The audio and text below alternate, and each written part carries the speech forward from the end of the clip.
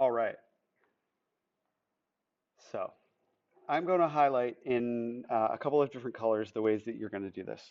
I'm going to refer to the geometric mean. And I'll type this out at the bottom, but if you don't know what it is, then you haven't worked through the earlier problems in this section, numbers 13, 15, and 17. The geometric mean is the square root of the product of two numbers. Okay? That's just what it is. And let me put that up top because I'm going to keep referring to it. The geometric mean is the square root of the product. Product means multiply those two numbers together, and then you got to square root it.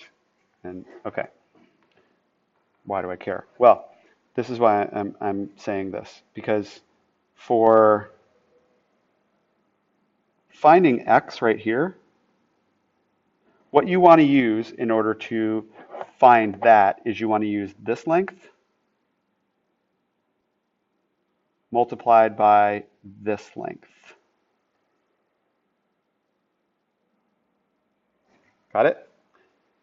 That you came from the last problem. You should have seen that times that, and then square rooted. Let's do that first. Let's just do that first and get that out of the way. Okay. Now, this side right here is 40. We got 40. This side right here, or that, that little section right there, is whatever 50 is, take away 40. That's the remaining amount. What's 50 minus 40? It's 10.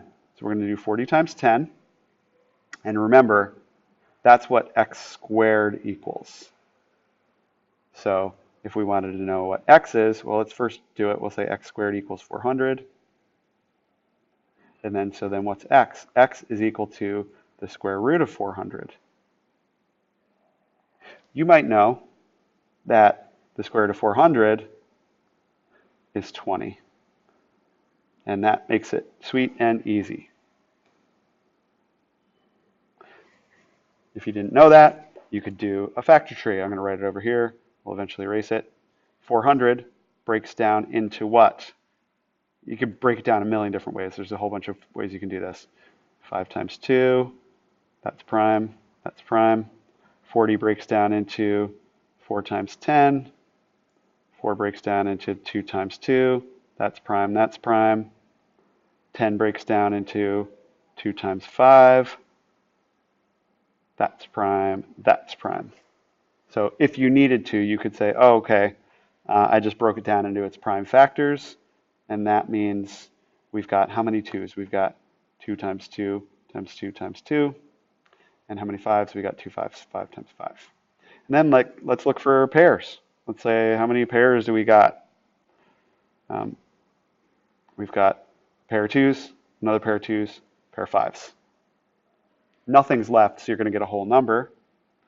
And what comes out, you've got a 2 times a 2 times a 5. 2 times 2 is 4. 4 times 5 is 20. And there is the 20 that we got there. Got it? So if you didn't know that 400 is a perfect square root, and you went the other way, and you broke it all down, then you can do it either way, is my point. You can do it either way. So I'm going to get all this. All right, now we found x. Now we need to find y. So what I'm going to do to find y is I'm going to show you that for y, this side, let me find a different color to mark. And let's just do this pink color. That's good. To find this side, what we want to take is this length, the length of that side on the triangle, and the side for the whole triangle. Like that. Whenever you're finding one of these sides here, you're going to do the big triangle's whole hypotenuse, that's 50, times this little section on either that triangle if you're finding that, or this section if you're finding that. Obviously, this is a bigger number. You're going to get a bigger number when you're looking for that one. Okay? So, and then we'll do the same thing, the geometric mean. So what do? We take we say y squared is equal to 50, big number, the big side, times, what is this section again, this short section below here? Well, it's 50 minus this 40, so 10. So if y squared equals 50 times 10, we're really saying y squared is equal to 500. And then therefore, y is equal to the square root of 500. All right? So now we need to break that down. We need to find out what that means. Y equals what? So we're going to do it down here on the below. We'll do it in the below. Okay? 500, how does it break down? 500 breaks down into 50 times 10. Remember, you can choose any way to break it down. You're going to end up with the same number set. 2 times 25, and 2's prime. 25 breaks down into 5 times 5, both prime. And 10 breaks down into 2 times 5, both prime. So we get for y, and once I list it, I'll erase all of that to get it. We'll get a little bit of a cleaner, visual, cleaner space.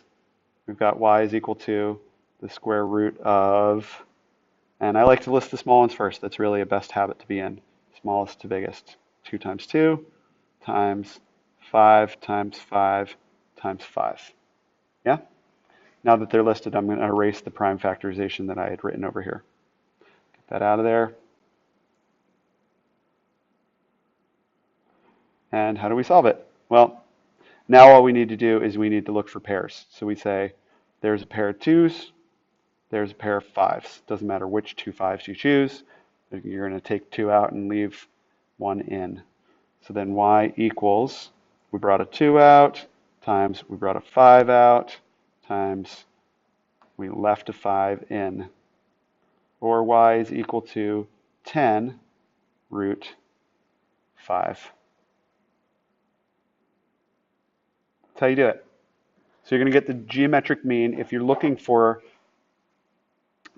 this altitude, this where x is marked, you will do those 2 shorter things. This times this, 40 times 10, like we have over here. Find the geometric mean of those 2. If you're if you were looking for this side, you would do the whole long side times the side there that makes up that left triangle. Find the geometric mean of that. What we're looking for here in this pink is this side. So we're going to do the long side times that length right there. 50 times 10, and then square root it. Okay? That's what you do. It's actually, once you start to do it and get comfortable with it, you realize, oh, this is a breeze. I need to learn what I'm supposed to do. But then once you know what to do, doing it isn't really that hard. It's just some calculations. And you should also think about it like this. Every time you're doing this, it's like, oh man, you got to break numbers down into prime numbers and cross them out and bring them out. The more you get comfortable with prime numbers, they make up everything.